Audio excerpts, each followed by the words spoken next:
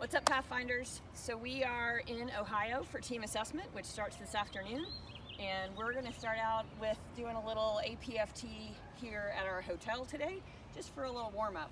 And we wanted to talk about push-ups and sit-ups, how you should be doing those, and what kind of counts.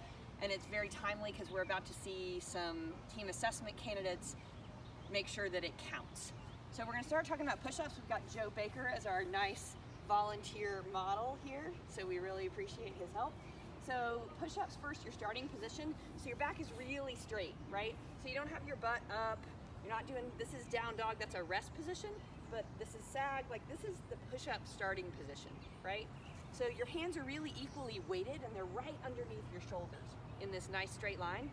Your fingers are turned out just a teeny tiny bit in the grass, and you're looking right ahead of your hands. So you're not tucking your chin or looking up at the sun. Like, you want this nice straight spine coming all the way through on the push-up form.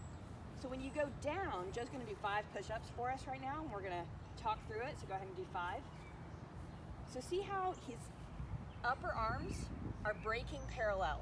He's coming all the way down. His elbows are tucking back. So he's not in this T push-up position, which I think is super common. And when you T, one of the things you can't do is get all the way down. And it forces your butt to come up, and this is not a good push-up position for your shoulders. So you want to be tucked in, have these elbows back, and you want to be going all the way down. This is harder. If you are doing push-ups in this T position, or you're not going all the way down, when you switch and you fix your push-up positioning, your rep numbers will go down, and that's okay, because you're doing real push-ups. So, you know, if you look at my numbers over the years, I definitely dropped my numbers when I started correcting my push-up form, but I'm doing proper push-ups, so that's important to know. Okay, so we're gonna move to sit-ups, and for sit-ups,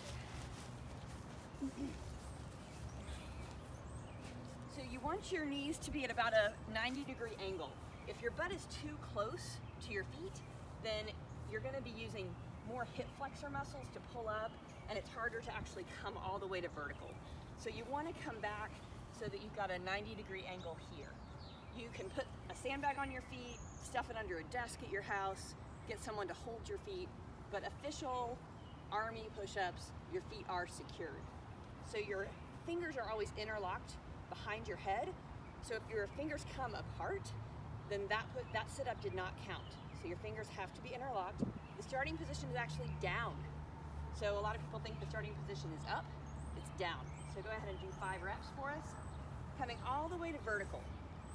So right here, where his shoulders are over his hips, that counts as coming all the way to vertical. There's a place right at the top where you're kind of weightless, where you can let go of your abs and then start to throw yourself back. So do somewhere you're really, see how aggressively he's going backwards? So he's not using a bunch of abs on the way down, because gravity takes care of that. You also want to think about pacing for a 2-minute sit-up session. You don't want to go out super fast for the first 10 or 15 and tire yourself out. You want to find a pace that you can maintain pretty steadily for 2 minutes. So that's our push-up sit-up primer. We strongly encourage you to video yourself. You do not have to share that video with anybody, but I found a lot of problems in my push-up form by doing videos of myself just for me to watch. So I really encourage you guys to get some APFT done. It is your base or your starting stats that you have to do this week anyway. So it works great to do the APFT. It's a challenge. You get your starting stats recorded, video it for yourself, do the work.